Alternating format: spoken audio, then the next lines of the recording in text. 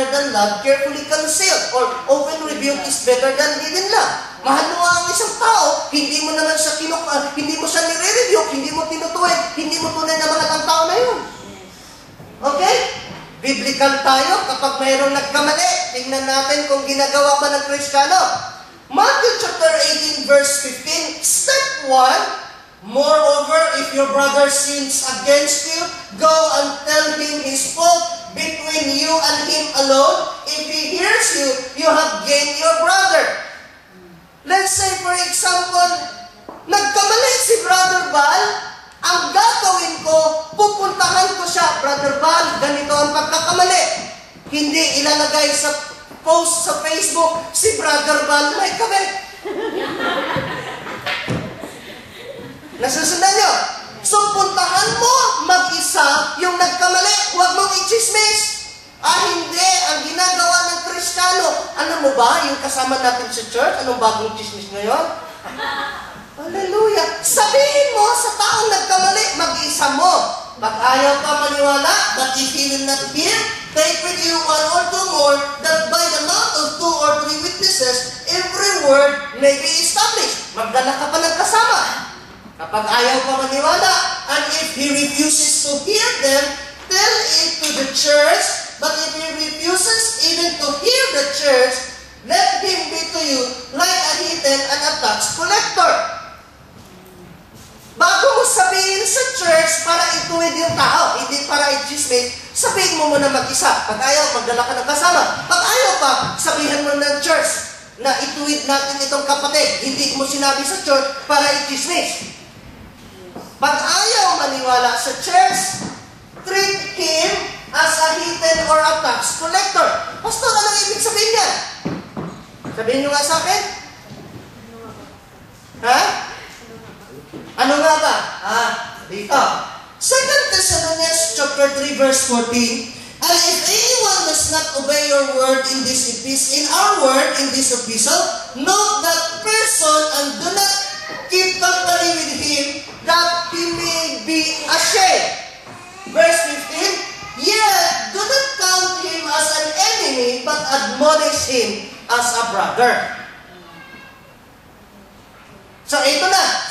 Pinuntahan mo, ikaw pa masama, ay ganyan ka talaga. Binaliktad ka pa. Nagdala ka ng kasama, baka sakaling makumbinse, ayaw pa. Kasi church na sinama mo, ayaw pang makinig. So, sabi doon sa 18, 16, and 17, treat him like as a heathen. So, sabi dito, kung mayroon lang hindi sumunod sa epistle, sa kautusan, note that person.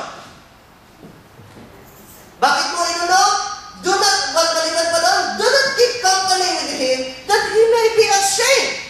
Baka mag-isip, ano kaya ang kasalanan ko? Bakit ako iniiwasan? Nasusunod. Ganyan ang Kristiyano. Hindi yung magugulat ka na lang. Parang, ang tingin sa'yo, parang kung ang lupit ng kasalanan mo. Okay? Yet, do not count him as an enemy. Although hindi mo siya pakikisamahan, kasi naman nagpunta ng SM, pakikisamahan mo ba? Wala na pagkakaiba sa inyong dalawa. Pareho na kayo. Nakukuha niyo po ba ako? Admonish him as a brother. Ang admonish ay to reprove gently but earnestly. Siguro naman kahit hindi ko Tagalogin, naintindihan niyo na yun. Yan ba?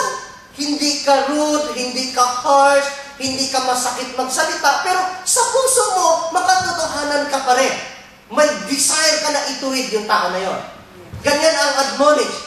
Isa pang ibig sabihin ng admonish is to counsel another against something to be avoided. Hindi yung, para bagang may sakit ka ng AIDS na iniiwasan pagka nagkakamali ka na halos lahat ka ng member ng church ayaw na makipag-usap sa'yo para bagang ang feeling nila ang bahog ng bunganga mo, iniiwasan ka. Pero sabi doon, although hindi mo na pakisamahan, but treat him not as an enemy, but admonish him as a brother. Maliwanag ba? Okay? Challenge? Do you judge na?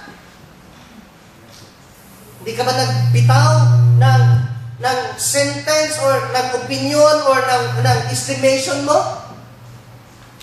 Parang hindi kayo makasagot ngayon. Do you condemn na?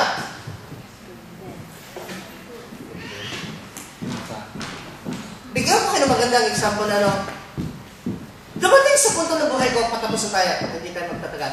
Dumating ko sa punto ng buhay ko na ang taas ng expectation ko ba sa mga lingkod ng Lord dahil alam kong may kalukuhan din ako sa lumang buhay, binago ako ng Lord. Ang tingin ko sa mga lingkod na nauna sa akin, binago din sila ng Lord. Ang disappointment ko, ang daming nauna sa akin, pero parang hindi sila binago ng Lord. Parang ang hirap kong intindihin bakit sa kabila ng kanilang pangangaral, nagkamali pa rin sila. So inalaw ng Lord na ako'y magkasala para maintindihan ko yung katatayuan nila. Ngayon, mayroon akong, kahit hindi ko sabihin sa inyo, mayroon akong kapatid na medyo mabait, hindi rin pasaway. Nga, medyo tinatamad na nga ako minsan manalangin sa kanya dahil the more na i-chat ko siya at pangaralan ko, sabi ba naman niya sa akin, stop it. Para bagang winakasan niya, nag-put an end na siya sa communication na hindi ko maalis na pastor ako kahit nagkasala ako, hindi ko siya kukonsintihin. Amen. So nung sinabi niya, stop it, ituring mo na akong patay, mula noon hindi ako nakikipag-chat. Bakit? Useless naman. Ang tagal niyang nakikinig ng Word of God, pero sa kabila ng pakikinig ng Word of God, wala, hindi tumalab. Doon ako nainis kasi, nung pag-alis niya, nakasama pa rin yung hindi niya asawa. Nung andito siya, talagang pinagtsatsagaan ko na mangaral. Although alam ko, nagdodoon pa rin sila, para sa chances na magbago. Pero umalis, hindi na siya makapakinig ng Word of God, tapos kasama pa rin yung kabit. Grabe yung disappointment ko. Nasusundan niyo po ba ako? Ang question lang kasi doon, hindi mo na pinakisamahan, may ginawa ka ba? Admonish him as a brother or as a sister. Nakukuha niya ako. Hindi lang ito nangyari sa kapatid ko. Maaaring may mga taong nangangailangan ng pagtuwid natin, nangangailangan ng pag-correct natin, nangangailangan ng hindi natin pagkonsinte, pero anong ginawa natin sa kanila? Sige nga. Just a point of reflection. Bago maging huli ang lahat, may ginawa ka? Nung sinabi ng Bible na huwag kang mangonsinte, anong ginawa mo? Open love is better than, hidden love is, open rebuke is better than hidden love. Kasi kahit sabihin mo, mahal mo ang anak mo, mahal mo ang kapatid mo, mahal mo ang kaibigan mo, kung wala kang ginawa para sa ikaliligtas nila, hindi mo sila tunay na mahal. Yes. Amen? Conclusion? John 8:11, she said, no one Lord, and Jesus said to her, nawala, neither do I condemn you, go and sin no more. Nawala yung mic ko. Tumayo po tayong lahat.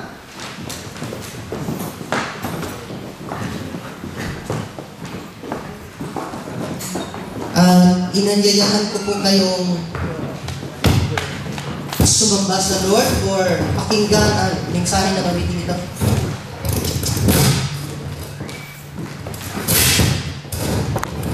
Okay?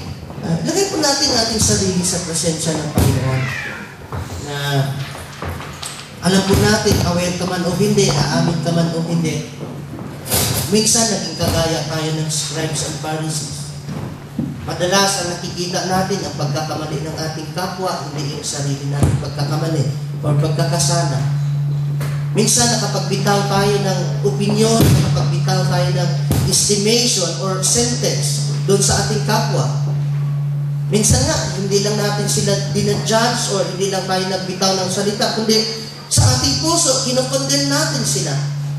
So Lord, kami po'y humingi ng tawad sa sandaling ito, Panginoon, sa aming pag-judge, sa aming pag-condemn, Panginoon.